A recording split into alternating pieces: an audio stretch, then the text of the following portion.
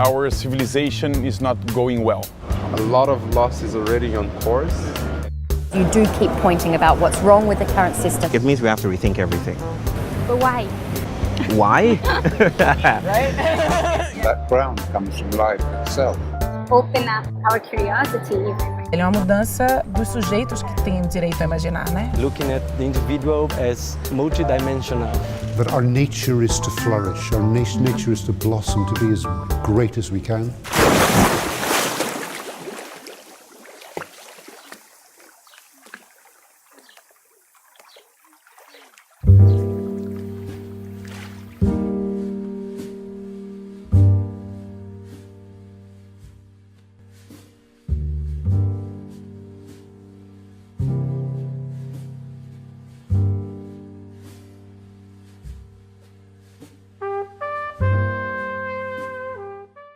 I forgot my straw, and actually there's a law here prohibiting, so it's illegal what we are doing. Good. Right now. It makes it even sweeter. Oh my god! But this can bring us somehow to what we are talking about, contagions and staying with the trouble and. Yeah. What you really mean when you say that we need to? Humanity is touching itself and perversity when the crisis is happening. I think that's an issue of separation. The idea we've come from a long line of confident knowledges or epistemologies. The idea that we are separate from nature, right? And we're separate from each other. We're separate from rocks. We're separate from the ocean. We're coherent beings outside of what we rudely call nature. But in a time like this, especially in the time that some people call the Anthropocene, That we are right now. that we're in right now, the idea is things are so much more in touch than we have realized. We are actually intimately entangled with the world around us and with each other in ways that are not always anticipated. And that can lead to trouble because it can lead to climate change, it could lead to us. It could lead to bodies being embodied in different ways.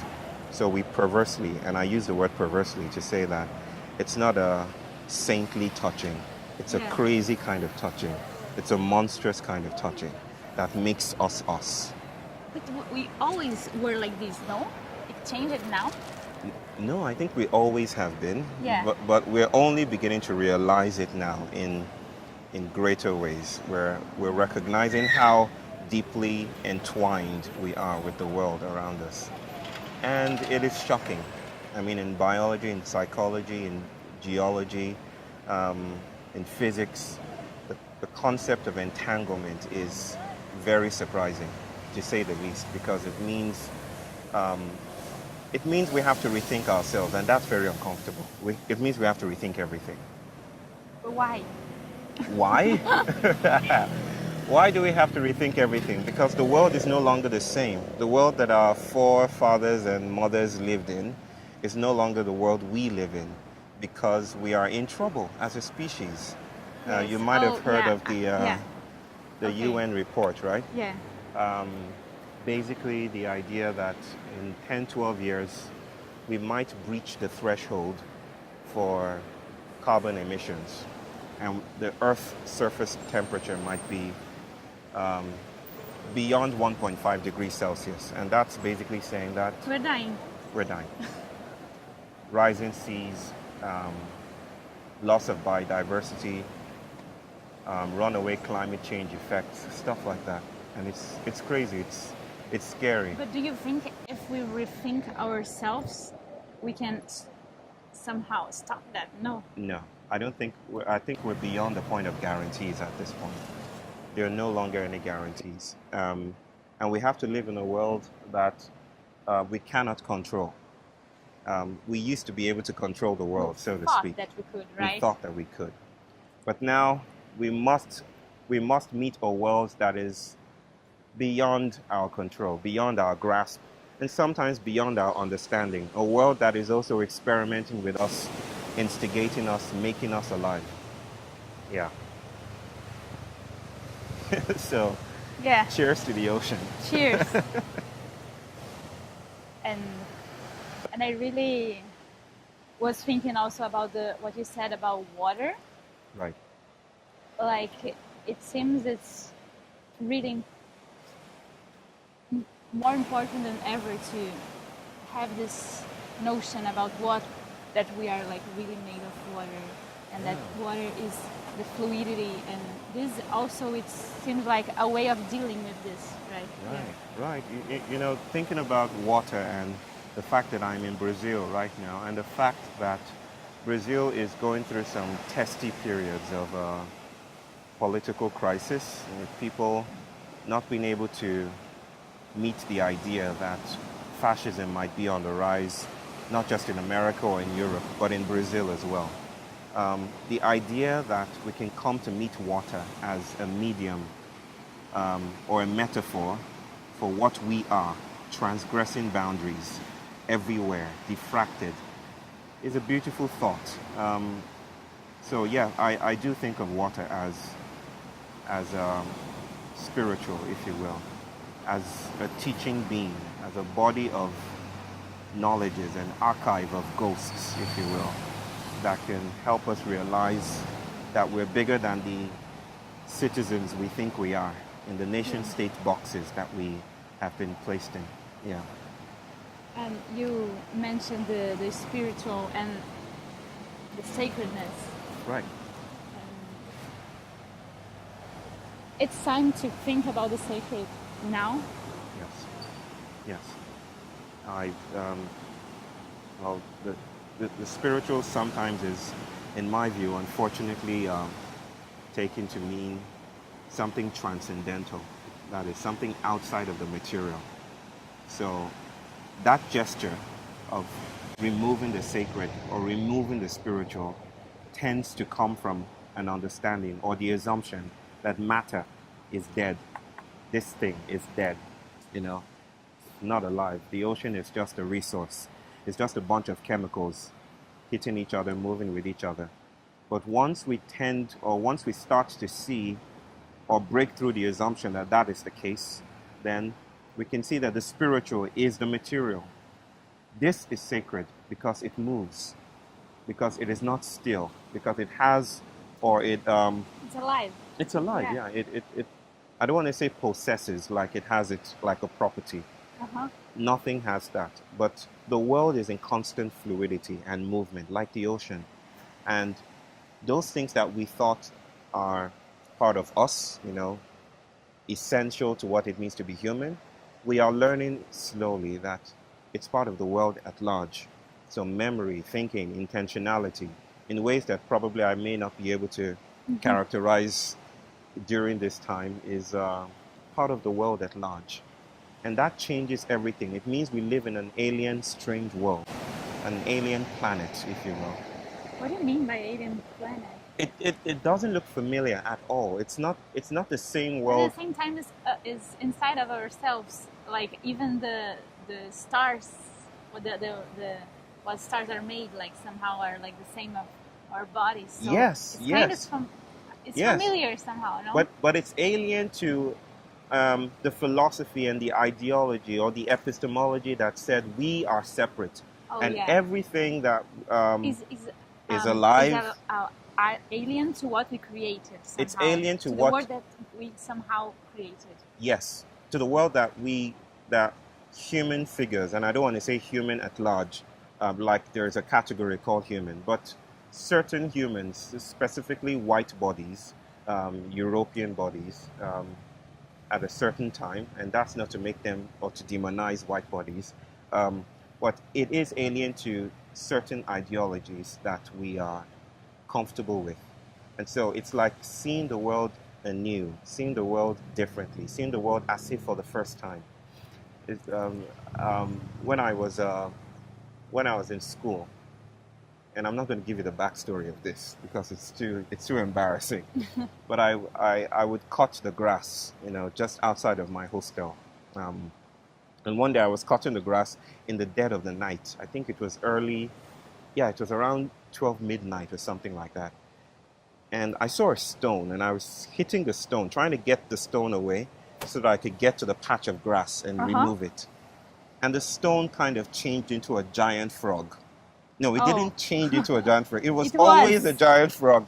But when the stone moved the limb, I freaked out because I'm just not a fan of amphibians, and I ran away. So we're kind of finding that the things that were supposedly still are moving. And that's alien and frightening, just like that. Yeah. And it means we have to recalibrate our imagination. We think the way we think about the world and approach it differently. Somehow you are alive now to make these questions. Oh. Why does it matter? Like, why you are here, Bayo? Why am I Answer here? all my questions, please. You came all the way to answer. Well, why am I in Brazil? Because you guys invited me, and I'm grateful for that. Why am I here in the largest sense of being alive at this time? I don't know. I don't know how to answer the question. What are we? I don't even know how to think in terms of purpose. Like, it's your purpose to be alive in this time, because I think we exceed purpose. I think we are what it means to be alive or to be generically transcends just mere instrumentality. I don't know that I can assign a single meaning to my being alive at this time. If I'm to do that, it would probably not be about asking the questions I'm asking right now. It would probably be more about taking care of my daughter, being a life partner to my life partner, and yeah, maybe asking the questions I am asking right now. But I don't know that that's the case, that I can easily condense the range of my emotions and the things that I'm alive to a single inquiry. And maybe it's okay to not know, right? Do you think we have many lives? I think we do. I think there's a real sense in which that's beyond reincarnation. Not that I would dismiss reincarnation, but I think there is a real sense in which we do have many lives, and we live our lives in lives inside of our life here. In the seduction of the sun to a tree or rock or lithic playgrounds and stuff like that. I think it's no longer possible to say that this is what Maria Clara is. Yeah. I think we are deorganized, not disorganized, but deorganized. Like, we are spread out, because in a world where relationships are the unit, not things, like the world is made up of relationships, not things. In a world that is relational, we are everywhere. We are intimate and cannot be extricated from the web of intimacies that we are part of. So I am that bus going along the street right now. I am part of this gentleman riding his bicycle. There's a part of me that, like, no, it's kind of a metaphor and poetic, but other part that is so real. Yes. Like, I never had, like, I don't know, to read your book. Yeah. I know that I really connect with this, like, Right. you mean it. Like, Right. It's more real for me than people that are saying real stuff, you know? Right. Like, and I don't know why. Because it's not a metaphor. Yeah.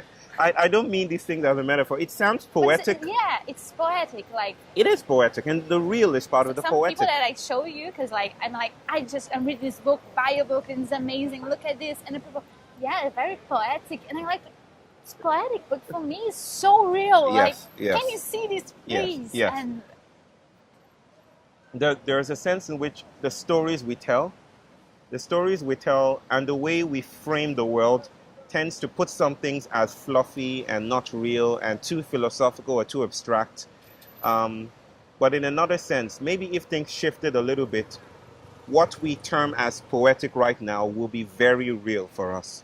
And just to illustrate, I mean, just in a very real sense, to say that I'm connected to the ocean or the ocean is connected to us, think about what we're sipping right now, this coconut. We'll get back to our homes and we'll probably urinate the remnants of this down to the toilet. And then the toilet is somehow connected to the ocean, and part of our cells will be part of the ocean. and the ocean will somehow feed back into plumbing systems that connect us, and then we'll drink that water again. It's a cycle. There's no point at which Maria Clara stops and the ocean begins. It's all one big web of interconnectivity. What we breathe, the air, like, yeah. Breathing the air. We're breathing in other beings. I'm breathing in you, you're breathing in me, I'm breathing in the rocks and trees and stuff like that. It's a crazy, and sometimes the only sense with which we can speak about this is the poetic sense, because we don't have the cultural language, the lexicon, the words to capture this. Most of the words... It's like I feel it is a food that the humanity, everything, like whiskey. Yeah. Yes, it's like stirring the pot, like curdling milk, like curdled milk, if you will. Curds, yes.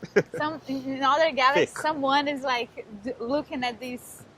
That person, food, whoever that is in another galaxy, not too far away, I hope, is also entangled. Distance is not an issue in a relational world. Is that universe stuff? Yes. To be entangled. Yes, I think this universe. I think entanglement, to the extent that we can speak about these things, I think the universe is one big web, mangled, messy web of entanglement, so that we are cosmically significant and also insignificant at the same time. The tension of being insignificant and significant all at once is part of what it means to be alive.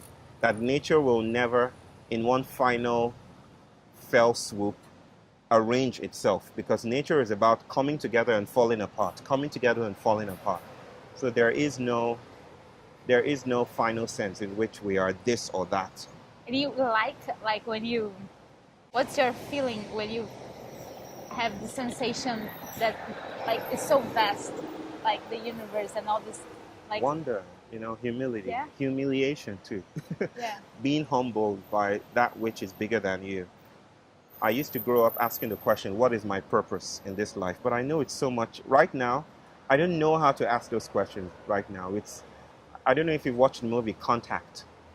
It's a sci-fi movie. Alien stuff, multi-dimensional stuff. Stuff that makes me, cry. Nerds like me cry. But in one particular scene, Jodie Foster, who plays the central character, finally glimpses a world beyond her world. And I love that the film director doesn't show us that world, just shows us Jodie Foster's reaction. And I will never forget her words. She says, no words. She couldn't say anything, glimpsing another dimension. And I feel that way sometimes when I contemplate the fact that I am no longer separate from other souls, that we are souls, that the world is an ensoulment. I don't know if that's a word.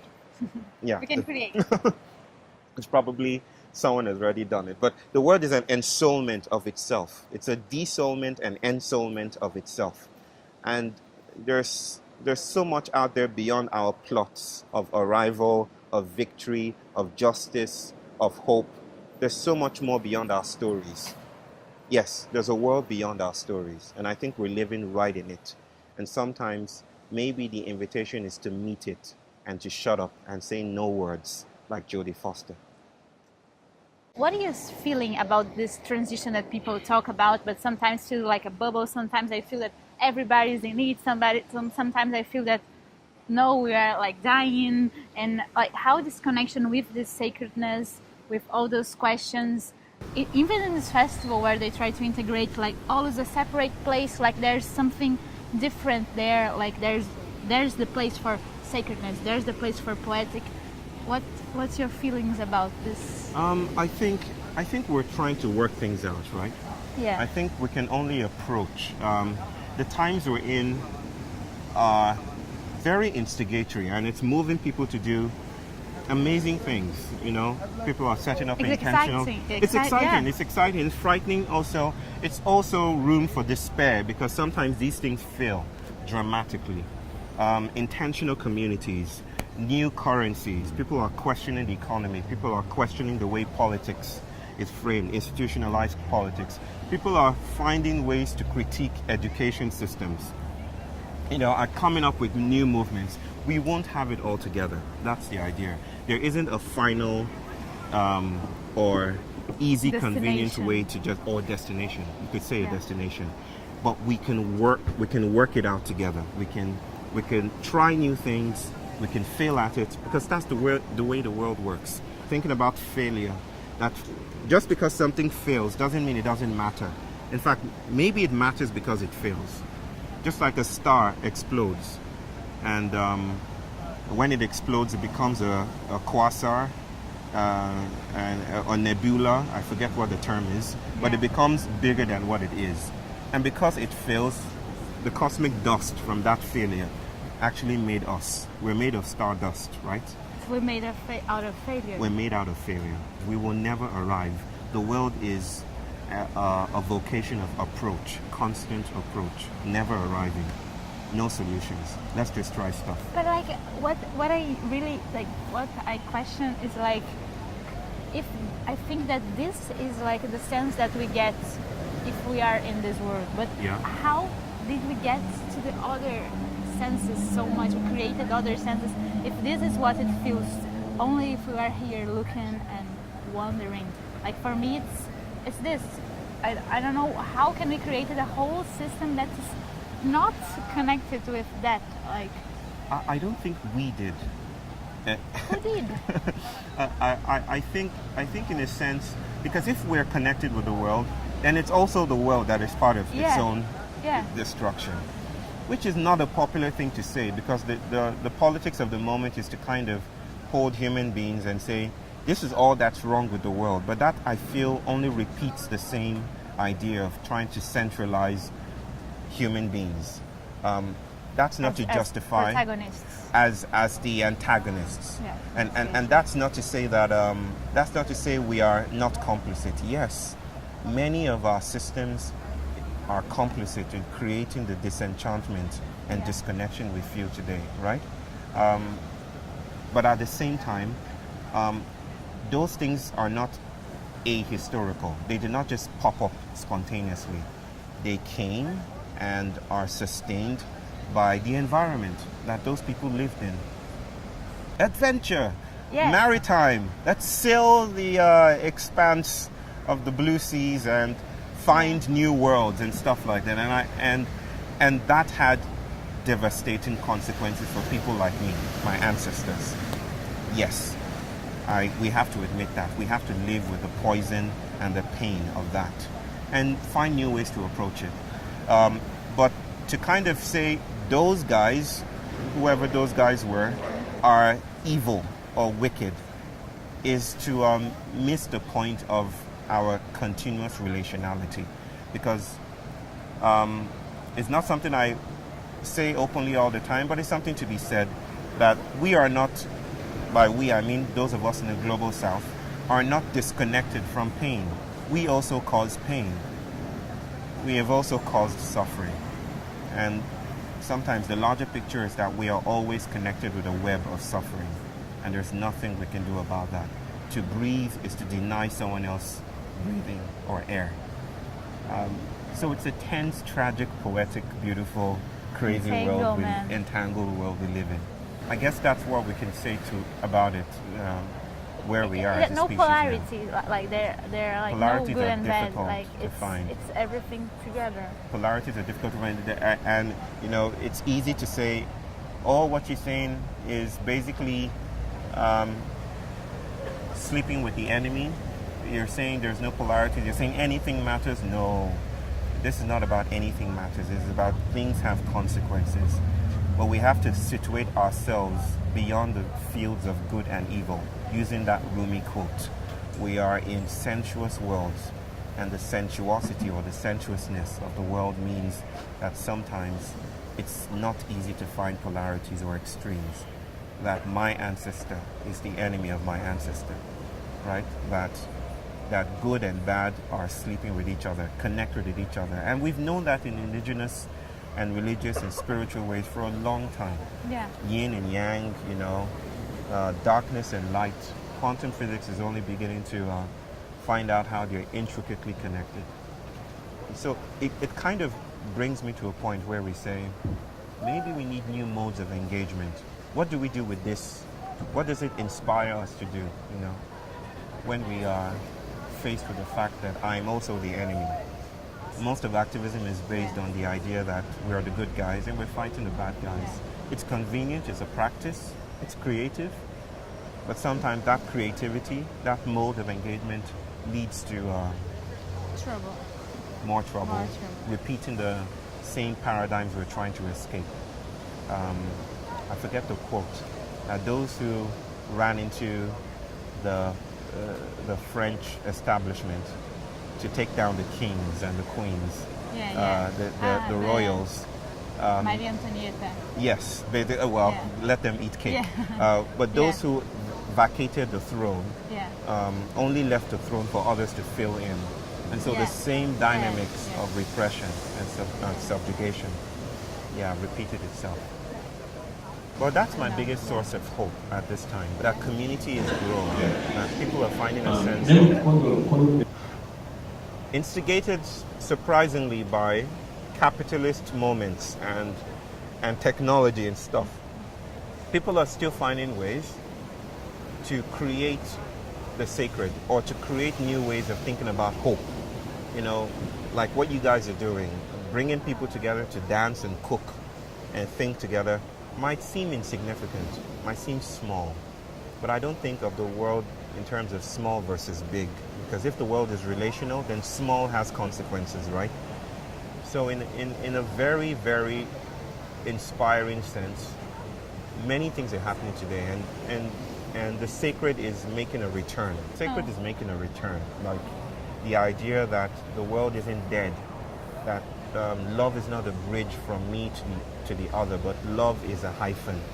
And by a hyphen, I mean something that makes both of us connected. Ubuntu, we're porous together, we're vulnerable and fragile together.